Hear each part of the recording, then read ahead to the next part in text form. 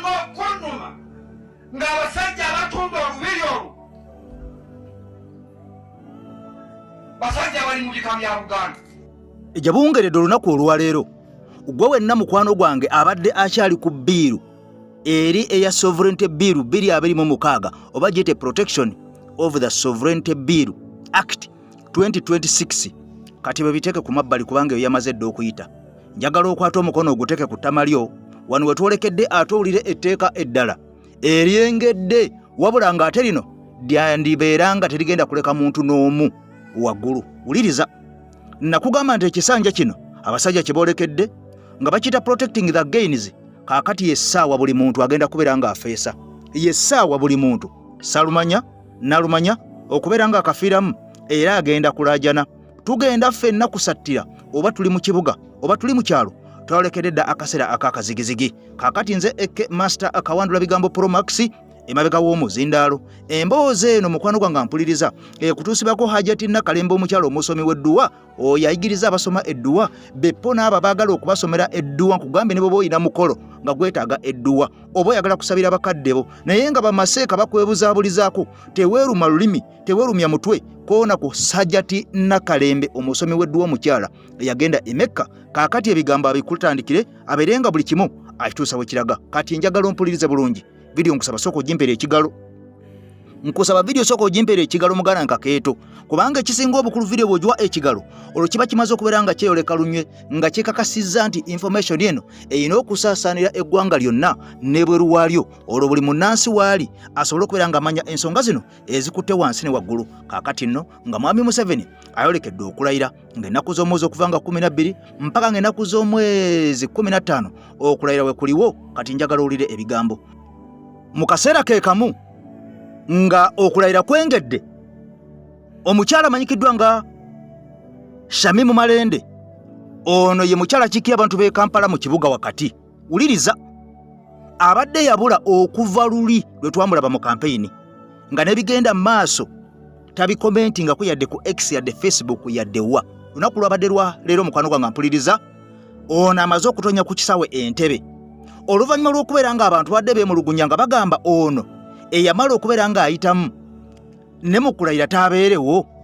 Era tuzze twogera ne ku EKTV wano nga twebuuza kituufu abasawo baamugamba mbu obulamu bwe alina okubuvalyuwinga either ave mu byobufuzi oba bikendeeze.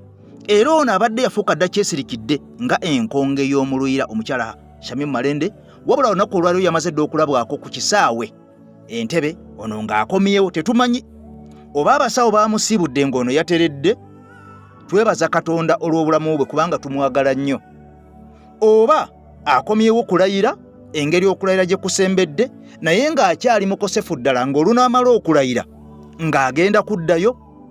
Byonna tewali amanyi kubanga ali mu ddwaliro mu Aga Khan e Kenya ng'ali bubi ddala. Naye ekiseera bwe kyatuuka eky'okwewandiisa n'okukuba kampeyini ono yakomawo munda mu ggwanga lya Uganda era yayanirizibwa mu mizira egy'amaanyi ennyo nga bwe ngenda okutaga emboozi nga ndi ne mukwano wange muganange Sajjime. Tutambule mpola mpola kaakali luta ku luta tutunulire ensonga eno.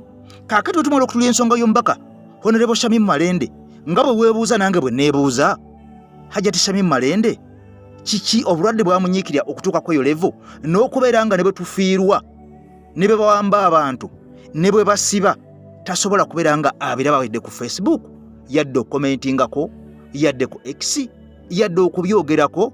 Obulwadde bulumye omubaka ono okumutuusa mu mbeera eyo nga nebigenda mu maaso mukazi wattu tayinza yadde okukomentinga yadde abayambi be nga omukutu gwe tebasobola dde okuguweera nga baguwandiikako. Kakati nno njagala nsooke nkutwale mu mboozi ya Honorable Shamimu Malende eno tugijjewo nkutwale ku kye twolekedde ekikambwe nga bwe nkutegeezezza ng'eri bbiiru evudde. Ojjukira nakutegeeza gye buvuddeko nti ebyokulonda omukulembeze wa ggwanga lya Uganda kasita mulabanga Mwami Museveni amaze okulayira omwaka 2026 temugenda kuddamu kulonda pulezidenti. Olwo okulonda pulezidenti kugenda kusigalira mbabaka ba paaliyamenti be tunaalondanga nga bo bebeesalyawo nga batuuse mu paaliyamenti ani anaakulembera eggwanga erya Uganda. Kakati nno ebyo byonna byonna byetulinze era bye twolekera essaawa yonna wabula nga sinatuuka awo nkugambye nti kyo eky'ettaka kikutte wansi ne waggulu, kikutte wansi ne waggulu. Kankujja Honorable Shamimu Malende tukomewo.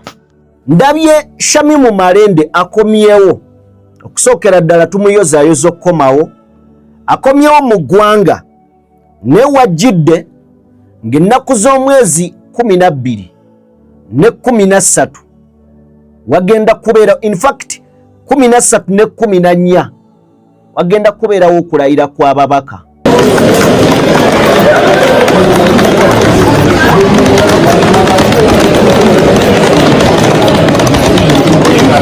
Well, be back, Mama Kampala. Thank you. That is great. Twalaba abaana Shamimu ono nga okwewandiisa ku kitebo okufuna kaadi. Shamimu ono era teyali mu ggwanga, yali Nairobi, yali Kenya nga mulwadde. Abaana abo boolengera bajja beesibye enjegere ng'ekibaleese muntu waabwe awandiisibwe tuwe ku maloboozi gaabwe. Kunga Samalende, kunga Kampala kugitwala kunga. Kyakunzire abasinga gwe bamanyi Mama Africa era ng'olunaku olwaleero nsaba mulemeko otunuulira mu kiti kyange wabula mundabenga Honorable Shamimu Malenje kubanga nze nkomezaawo empapula ze era nga bazirisivize bulungi. Ewaawo tulina essuubi nti omubaka waffe akomawo. Njagala okubeebaza mwenna abantu b'e Kampala, mwebale kukwesiga, mwebale kutusabira era nyongera okubagumya n'obbagamba nti omubaka agenda kuba ku matu era embeera ye weewaawo ezzaamu amaanyi. Era essaawa yonna ajja kubanga akomawo era addemu atandikire we yakoma. Okudda kwa Shamimu Malende kwali kuzitowa. Okumanya kwali kuzitowa nti n'amasasi gaavuga.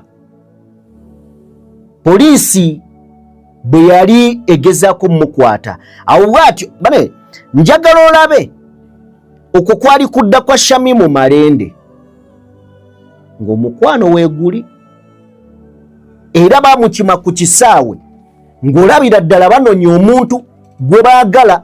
Ndi musanyufu nnyo okuba nti olunaku olwaleero nkomyewo ku butaka nga ndi mulamu.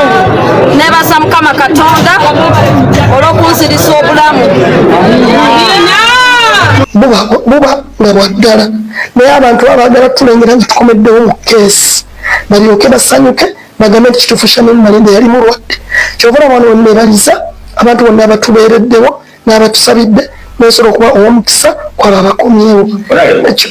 Abaana babadde batambuza ekiboozi nga bagamba katusuubire nti n'okulayira taakome wajja kuba mulwadde. Anyway, akomyewo mu ggwanga era ndabye akatambi kano ne ŋŋamba omubaka ebirala byonna yabyerabira naye teyeerabidde nti okulayira gye kuli. Era nanzijukiza omukyala Nabiira Naggayi baamulonda wano ssebo n'agenda kasita baamala omulonda n'agenda e Canada. Emyaka wali wabula ndowooza emyezi ng'ena n'akomawo mu ggwanga nga tugenda mu kulonda okuddako. Ate n'agenda wala. Judith Babirye mumumanyi, mulowooza abantu beewaabwe yabaweerezaako. Wamma ndi omu kubakkiriza nti bw'omala okulayira ogenda kuddayo mu ddwaliro ate tojjanjabwa owone bulungi, olina okuwona. Nange nno gwe nalonda naye abajjukira story gye nakola nabagamba nti oba oli awo tulonda abantu betugamba nti ono ali ku kaadi bweti naye ng'amazima amatuufu gali nti twandibadde tulonda buweereza. Shamimu Malende ekisanja ekiwedde yaweereza emyaka, in fact omwaka gumu gwokka. Emyaka egisooka kasita yava mu kalulu waaliwo obulwadde, yalwala n'agenda ebweru. Agenze ebweru ku bulwadde ndowooza emirundi 3 mu kisanja ekiwedde. Boy bwe tubanga tannaba na kulayira naye ng'era eby'omukyala omubaka owa Kampala Honorable Shamimu Malende, buli Munnayuganda naddala ayagala ensi ye abitunuulira bubwe era abivuunula bubwe era abitaputa bubwe. Kakati nno omulimu ogwaffe gwa kukwata information ng'eno ne tugikuleetera gwe kennyini n'otegeera ebintu nga bwe bitambula. Kakati olwo gwe n'omanya ani mutuufu oba ani musobya. Bino nga bigenda mu maaso, abaana bangi naddala kati nga bwe nkulaze abaayiwawo omubiri ku lwa Honorable Shamim Malende ne batuuka n'okumulindirira ku kisawe ng'abalindirira Kabaka ku luli bwe yali akomawo. Olwaleero tayaniriziddwa yadde omulema. Tetumanyi oba kyabadde kiteeketeeke nga teyabategeezezza yaze kawolawola oba yabategeezezza ne bagaana okumwaniriza. Mukama yamanyi. Wabula bino nga bigenda mu maaso, abantu 20 abamaze dde okubeera nga bakwatibwa ku bikwatagana ku kumenya banka enkulu y'eggwanga erya Uganda. Kakati tulindiridde kiki, ani yatuma abantu bano, ekigendererwa kyabwe kyali kiki, era bino byonna okutambula bwe biti guno gwali mupango nga munene ddala munda nga gwa banka, oba abasajja baali bunyaguluzi nga baava bweru okulumba okubeera nga bamenya banka eno, oba yali diversion?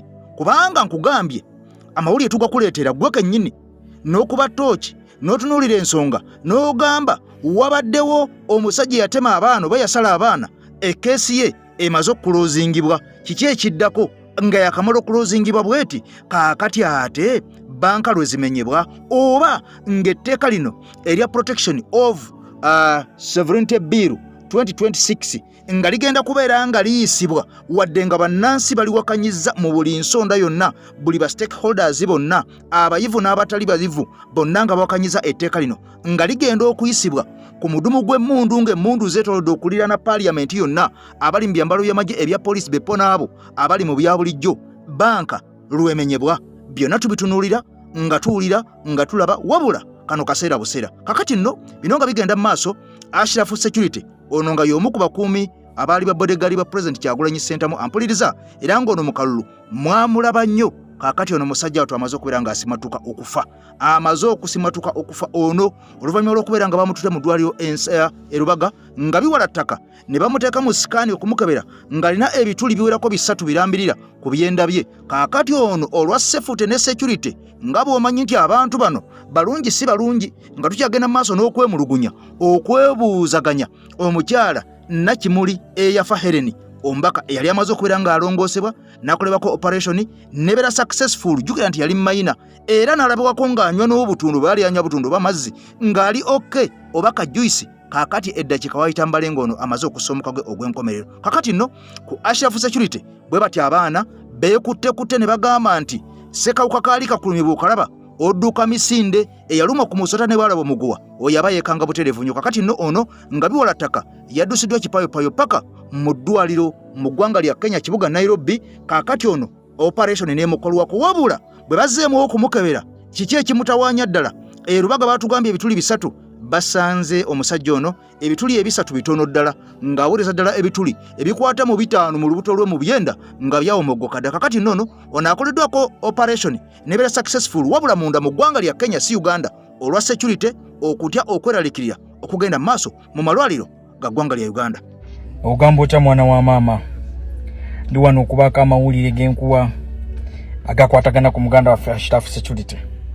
Twebaza Omukama Katonda. Ashraf Security bwenjogerera essaawa zino nva kwogerako naye eddakiika nga 10 ebabegako avudde mu operation room, avudde mu sajjale gyoyinza okuyita sweta oba theatre. Muganda waffe ono yagenzeeyo ku makya. Mujjukira bulungi nnyo Ashraf ennaku 3 emabegako embeera yatabuka naddala mu lubuto, so naddukako Rubaga ne bakola scan ne basanga nga alina ebituli ku 9.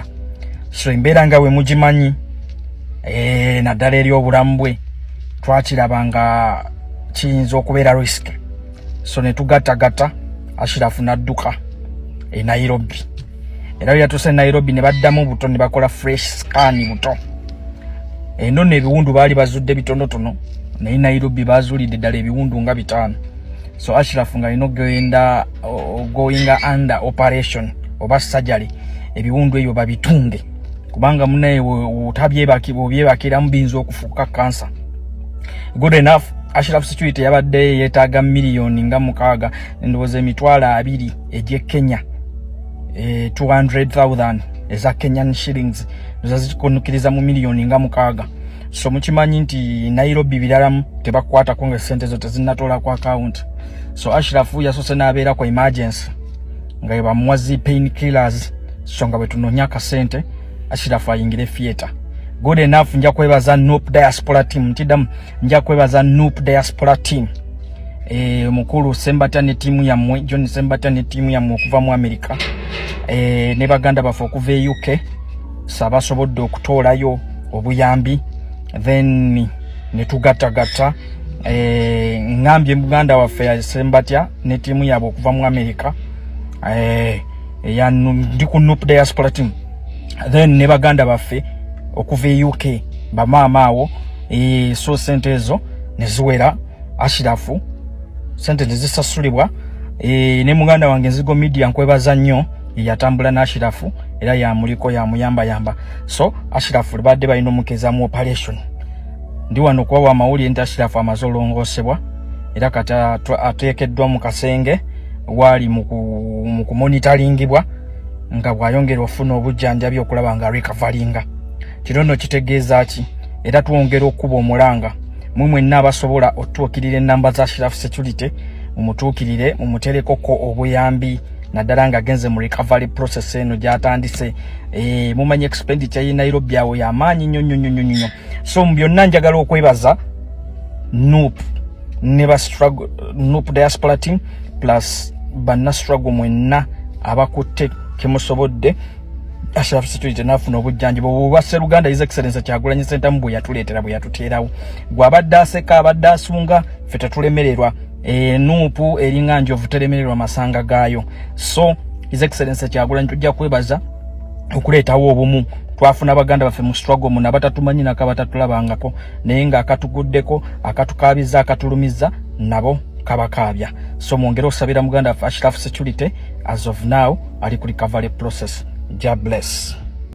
Kale no baganda bange twongere okubeera nga tusabira muganda waffe oyo Ashraf Security ne babanga yakunyiza nga muganda nge wanu UG ebyo bibeerawo oluusi mu bulamu kakati ate okusonyiwa n'okusabiringana kyekisinga obukulu kubanga obulamu buli muntu abeera abwetaaga kakati mu mbeera eyo oyo amaze okubeera nga asalibwa mu mbeera bwetyo wabula nga bino bigenda mu maaso nga twakalaba etteeka liringa liyisibwa paliamenti waliwo ekipya ekijja wabula nga ate kino tuli bakukyasimula bugolo mukwano gwange atugoberera nga twakamala okubeera nga tulaba kiri nkugambye nga tulaba kiri nga kimaze okuyisibwa ku kifuba ku mudumu gw'emmundu ku maanyi g'essente kati njagala otuloka lyo oli ekirala mukwano gwange ampuliriza ettaka ly'otuddeko wuliriza ettaka ly'oliko mukwano gwange ampuliriza munda mu ggwanga erya Uganda oba otudde ku ttaka lya Bwakabaka oba otudde ku ttaka lya Mailoland oba wazimbako kayumba oba olinako kalina oba olinako bizinesi kakati olekedde okufuuka omubunzibunzi mu nsi yo mu ngeri etya tumaze okulaba nga tulaba abasajja nga baleeta engeri y'okubeera nga bagoba abantu mayumba gaabwe nga bamenya amayumba nga bayita mu tteeka liri lye mwawulira ery'okubeera nga bw'obanga ozimbye nga tewafuna pulaani ogenda kubeera nga ova mu nju eyo bw'obanga omaze okuzimba wadde wafuna pulaani kyokka ate n'okuyingira enju eyo olina okusooka okufuna apuluvo eno apuluvo ng'egenda kukolebwa abasajja baseveya bajja kujja baseveyalinge ennyumba yo baddemu bagyetegereze bye twakuwa mu pulaani bye wazimba oba si bye wazimba basobola okubeera nga bakwapuluvinga kye tuyita temporary n'oyingira enju yo ate oluvannyuma bw'otatuukiriza ebyo n'ofundikira ng'enju gigobeddwamu gye wazimbira abaana bo oba oliawo bangi bazimba amayumba n'atuuka n'alemererwa ng'enju tennaggwa n'agamba kanjira nnyingidde neebase nga bwentetenkanya obulamu nga neebase bino byonna tebikyagenda kubeera nga bikkirizibwa munda mu ggwanga lya Uganda okuyingira enju nga tewedde ekyo kijja kubeera nga kikutwaza mu kkomera kati wuliriza waliwo etteeka eppya eriri mu lukuubo oba eriri mu bokisi eryolekeddwa okubeera nga ligenda kusaba okululwa jjukira lino lyayise naye lyasoose kulinkinga era etteeka nga limaze okuliikinga oba bbiri yonna nga eriikinze mu public tekkirizibwa kubeera nga egenda mu maaso wabula bano bagambye wadde byalinkinze ebyo tonyumya ekigendererwa kyaffe kino okubeera nga tukituukako kati wuliriza gwali ku ttaka eriryo olina kyapa olina ndagaano owa busuulu olekedde akaseera akakazigizigi ogobwa ku ttaka lyo gavumenti wonna webeeyagalidde bwe ng'obaviira ng'obasigulira salamu alaikum agati nakalembe omusomi w'edduwa bw'oba wenyiyo embeera embi yankusomere ku dduwa abali ebweru mirimu giganye papula zesibye kino kyekyoto kwesabira omukisa kobe ng'oliriddawa wali okusabira n'ofuna emikisa ky'oba olabanga abirira ebinyonyi ebitalina kyakulya naawe atalina mulimu jangu kusomere ku dduwa ofuna omukisa eno ennyanja kwesira buli kimu ekisira ne kiba kikujjudde nekikasuka mu nnyanja nekikunta nekigenda nze Ajati Nakalembe kambawo ennamba yange yeeno 0752375 temuddeeyo nemwebakira ebizibu nkoye ku nnamba yange eno. Kakati nno Ajati Nakalembe nkugambye tudduka zambwa osobola okubeera nga omwettanira byakutegeezezza awo bye bituufu byakolera ddala wabula olunaku olwajjo twalabye etteeka lino nga liyisibwa wabula etteeka lino okuyisibwa mukwano gwange atugoberera wabaddewo bingi ebyatunuliddwa era ogenda okakananga bingi ebyasuuliddwa mu kasero olw'okubeera nga wabaddewo ekigendererwa mu mbeera yonna ng'etteeka lino lirina okubeera nga liyisibwa. Kaakati nno bino nga bimaze okubeera nga bitambula bwe bityo mukwano gwange atugoberera kikakasiddwa nti etteeka lino General Museveni Kaguta Yoweri Tibahabulwa ye yekka alindiriddwa biiru eno okulaba nga agisayininga olwo lifuukire ddala etteeka wabula bannayuganda bangi abalekeddwa nga bali mu kukkuluma era nga batololomanga enkoko enaabye enywedde amanaabemu nga bagamba nti ddala demokulasiya munda mu ggwanga lya Uganda yafeedi nga yaggwawo dda era nga bagamba nti ebyabalwanya abasajja bye baatugamba mu butuufu babivaako dda nga bakola byabwe. Kale nno olunaku olwaleero bannansi basibye mu kiyongobero olw'ensonga eyo ey'okubeera nga etteeka eryo lyamaze dda okubeera nga liyisibwa ku kifuba oba oyagala oba toyagala mukwano gwange atugobere wabula Leader of Opposition alijjukirwanga ku nsonga eno. Leader of Opposition Honorable Joel Ssenyonyi Bisekezi ono alijjukirwa ku lw'amaanyi ge yateekamu ku lwa NC Uganda, ekijinji kye yateekawo ku lw'ensi Uganda, ekkuuli lye yasimba ku lw'ensi Uganda wabula olw'amaanyi aga siringisi wabula olw'amaanyi ag'emmundu wabula olw'amaanyi ag'obuyinza musajja wattu yali tasobola kubeera nga alemesa etteeka lino okubeera nga liyisibwa wadde nga abantu bangi bagamba nti bano bandifulumye wabweru nga ku mulundi guli bwe bakola ku lw'emmwanyi naye byonna kyekimu afudde n'asse ne ku lw'emmwanyi baafuluma ne liyita nakati baasigaddeyo era lyayise. Etteeka erya Sovereignty Protection Bill lyamaze dda okuba nti munnange lyayisiddwa era nga tulinze kulaba omukulembeze wa ggwanga General Yoweri Kaguta Museveni ng'agenda maaso n'okulabika nti aliteekako omukono yalindiriddwa yonna Parliament yamaze n'eriyisa. Under tight military and police security after a heated sitting. Okitegeera wakati nga amagye weegali gabadde bweru tegabadde mu Parliament poliisi ng'esirinze off enguudo zonna kwegamba nga munda ekyabadde mu House wabadde muliro biiru yayisiddwa era nga nkimanyi wakitegedde kati nze ngenda kubuulira ebimu ku ebyo bye bagenze maaso n'okubeka nti bajjeemu ebimu ku ebyo bye bagenze maaso n'okuba nti munnange baleseemu. Sipiika Anita Amongo amawulire gabadde gatambula nga gagamba nti ayinza okuba nga taliiwuka bwejongera yennyini yabaddewo yadduse emisinde okuva eyitale n'akomawo n'agikyeyalinga. Amongo agamba nti ababaka 353 be babadde present wabaddeko 8 babadde ku Zoom nga Parliament egenda okubitandika. Komiti eyabadde wakati mu kuteekateeka etteeka lino bagamba nti bafunye submissions 224 ba stakeholders 224 be bawuliriza nga bali mu group singa nkaaga mwabadde mu Bank of Uganda, Uganda Law Society, business groups, political parties, religious bodies, universities, health researchers, diaspora representatives, UN ne civil society organization bonna bagenze maaso n'oweka nti bawadde ebirowoozo nga tetenda bagenda maaso nakuba nti liisibwa. Kakati njagala kubuulira ebimu ku ebyo ebyagenze maaso n'okuba nti byayisiddwa mu tteeka lino n'ebimu ku bye baakuttemu kubanga kakati kikakafu nti lyayisiddwa.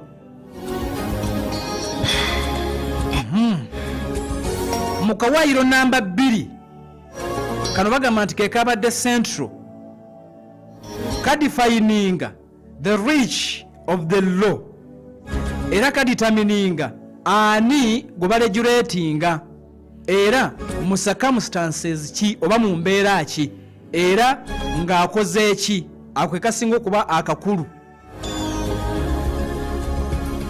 ako ke kasinga okubeera akakulu kati mwe baatadde ani avunaanibwa ng'akoze eki era nga tumuvunaana tutya. Njagala kukubuulira ebyabadde mu palamenti ebisinga mwabitegedde mwabirabye naye nze njagala kukubuulira ebyo bye bagenze mu maaso n'okuba nti bagyemu. Ataddeko wonna wosinza okuba nti munnange owuliriza ebyayisiddwa n'ebyo ampuliriza ebitayisiddwa etteeka lyayisiddwa.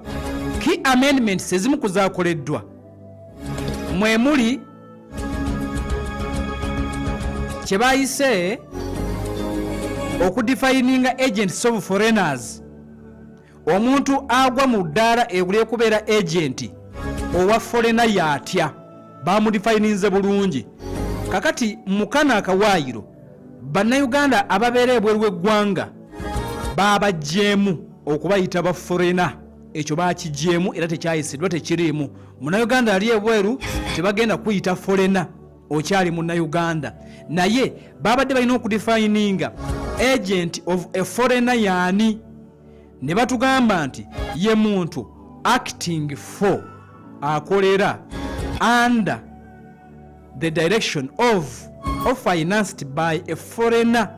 Omuntu yenna agenda okukolera omuntu oba akolera wansi w'omuntu omugwira while engaging in activities covered by the law.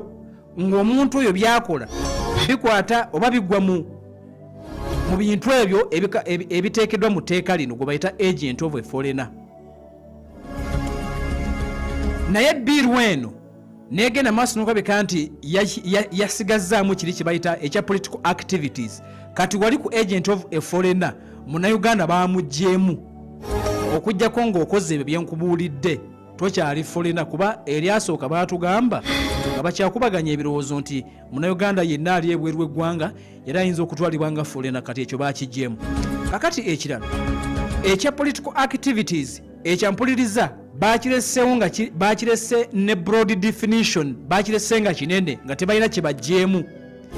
Era mu kuba mu byobufuzi n'okola ebintu byonna bye balowooza nga bi-influencinga singa ogezaako okukola ekintu kyonna nga kirina engeri gye kigezaako oku-influencinga legislation oba palamenti engeri gyekolamu emirimu oba polisi za gavumenti oba kulonda oba amateeka gonna agafuga eggwanga oba ideology yonna gye balaba nti tegwa mu ssemateeka w'eggwanga lyaffe ng'ogikola olina okulagana nabo ebweru etteeka ligenda kukukwata. Etteeka ligenda kuba likukwata.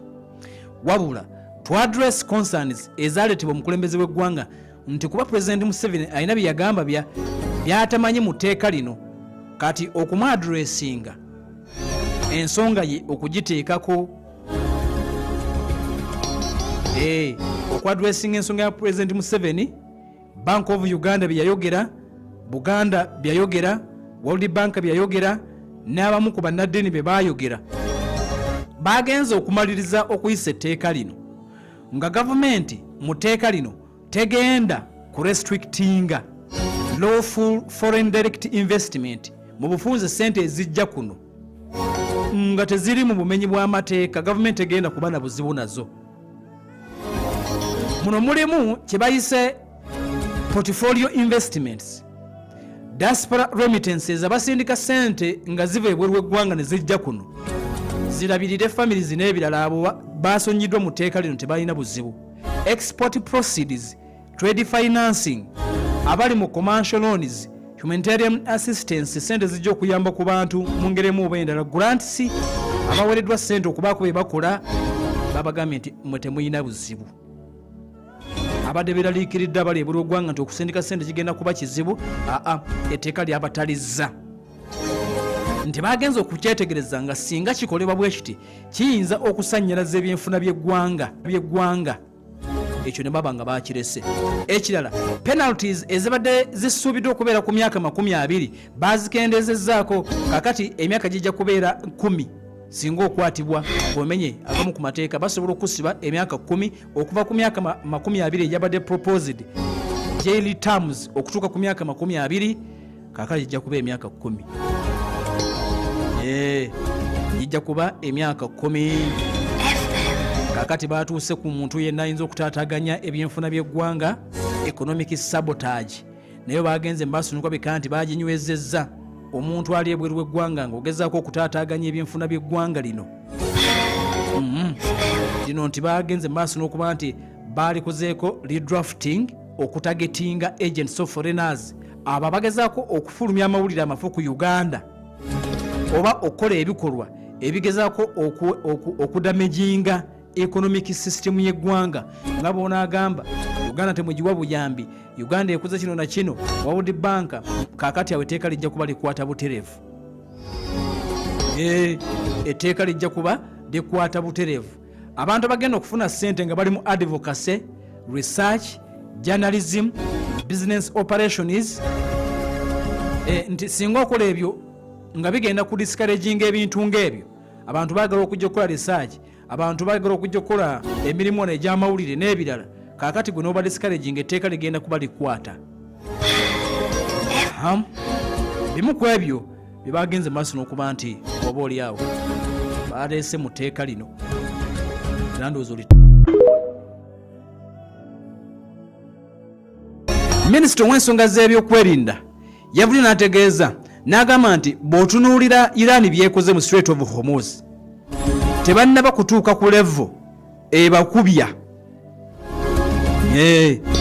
nti tewaliiwo nsonga yonna lwaki America ekuba Iran okusinze ku development sisofe ziri mu Strait of Hormuz kitegeeza nti America sinneetegefu obaoliawo terina nsonga yonna ekuba Iran nga basinza mu Strait of Hormuz olw'ebyo byebaddewo kati Marco Rubio ye minisita w'ensonga z'ebweru w'eggwanga secretary of state yagamba nti olutalo olwa America ne Iran oluyitibwa operation epic fire nga yebalutuuma yagambye nti olwo lwawedde ye yalangiridde naga nti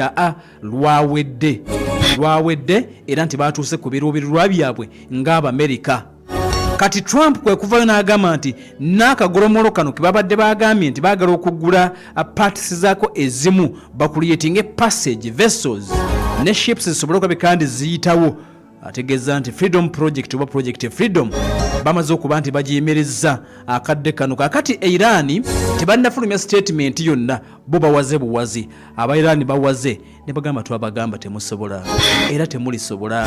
This is the Islamic Republic of Iran founded way back in 1979. Eno bagiyita Iran yatandikibwawo omwaka 1979 eri enkadde gye mwali mumanyi ey'Abasha yaggwawo kakati eno yaba Ayatollah ndalamu.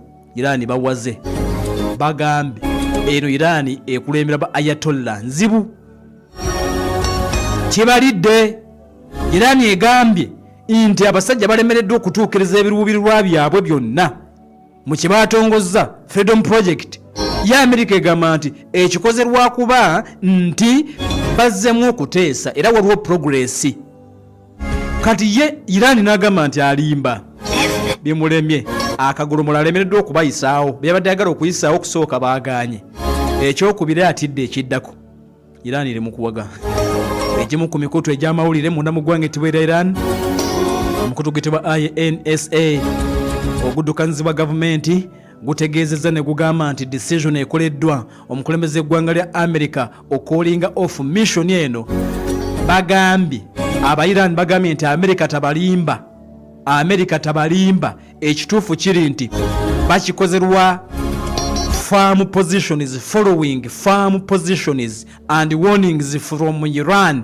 America backinze off tebabalimba mbu simanya byakuteesa alimba. America Iran eseka egambye n'ekyo kimulemye tabalimba kimulemye bulemi.